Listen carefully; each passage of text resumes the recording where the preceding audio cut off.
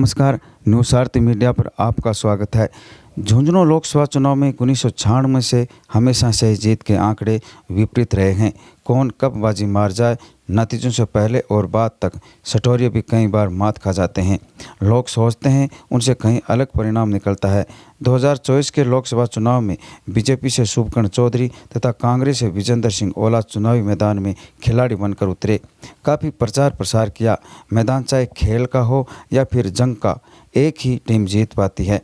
झुंझुनू में चुनाव हो सके, चुनावी प्रचार में हार थके नेता दिन भर विश्राम और नींद लेकर थकान दूर की।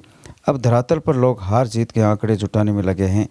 भले ही झुंझुनू में वोटिंग कम हुई हो, मगर कांग्रेस और बीजेपी में अच्छी टक्कर लगने लगी है। दोनों उम्मीदवारों के समर्थक अपने अपनी जीत पक्की मान रहे हैं।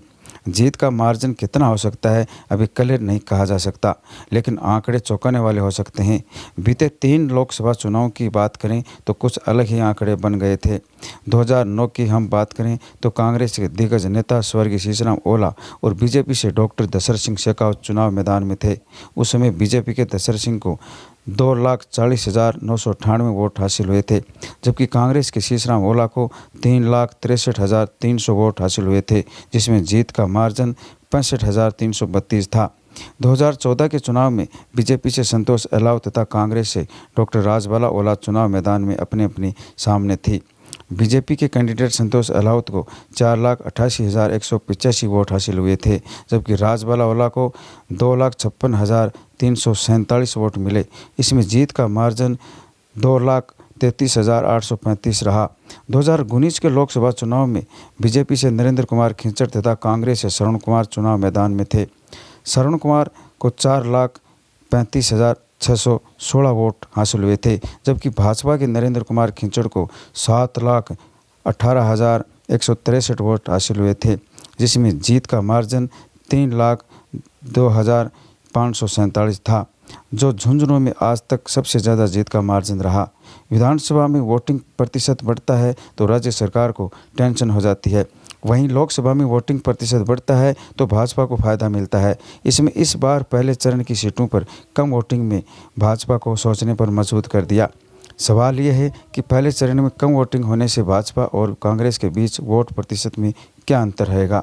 जीत हार का असल खेल वोट शेयर के आंकड़ों में छिपा है। 2014 और 2019 के लोकसभा चुनाव में भाजपा और कांग्रेस के वोट शेयर में करीब 24% का अंतर था। इस कारण कांग्रेस पिछले 2 बार से जीरो रही है। इस बार कम वोटिंग से कांग्रेस में कुछ आस जगी है। राजस्थान में पहले चरण में सभी 12 सीटों पर वोटिंग हो गई है। मतदान 57.88% रहा। इन 12 सीटों की तुलना 2009, 2014 और 2019 से करें तो रोचक तथ्य सामने आ रहे हैं। राजस्थान में पहले चरण के तहत वोटिंग प्रतिशत घटने पर कांग्रेस खुश दिखाई दे रही है। कांग्रेस का अपना प्रयास है कि उन्हें फायदा मिलेगा। दूसरी ओर भाजपा भी अपनी जीत को लेकर पूरी आश्वस्त है। पहले चरण में गंगानगर, बीकानेर, चूरू, झुंझुनू, सीकर, जयपुर ग्रामीण, जयपुर, अलवर, भरतपुर, करौली, धौलपुर, नागौर पर मतदान हुआ, लेकिन इन सीटों पर पिछली बार 2019 में 63.71% मतदान हुआ था, जबकि इस बार काफ़ी प्रयास के बाद भी इन सीटों पर 57.87% ही वोटिंग रही, जो पिछले आंकड़ों की अपेक्षा 5.84 कम है। वोटिंग प्रतिशत को लेकर क्या रहता है ट्रेड। वोटिंग प्रतिशत घटने और बढ़ने को लेकर कहीं सियासी मायने माने जाते हैं। जब भी वोटिंग प्रतिशत बढ़ता है तो माना जाता है कि लोगों ने सत्ता के विरोध में वोट डाला है, और वोटिंग प्रतिशत घटता है तो यही प्रयास होते हैं कि मतदान सत्ता के पक्ष में हुआ है। ये अब तक के चुनाव में देखने को आया है। इस फार्मूले को राजनीतिक जानकारी भी मानते हैं, लेकिन इस बार वोटिंग प्रतिशत घटना को कांग्रेस अपने लिए फायदेमंद मान रही है, जबकि भाजपा अपनी जीत के लिए स्वस्थ है। राजस्थान में चुनाव में वोटिंग परसेंटेज कम होने पर मुख्यमंत्री भजनलाल शर्मा ने बड़ा बयान दिया है।